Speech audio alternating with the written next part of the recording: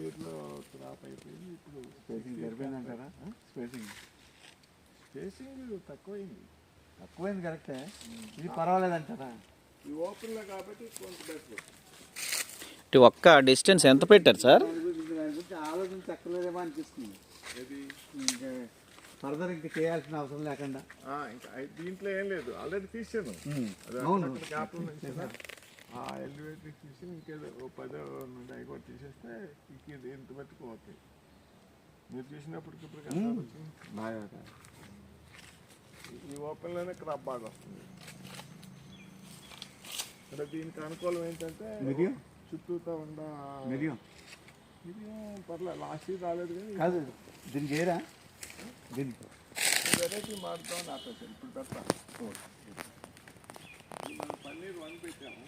paneer 1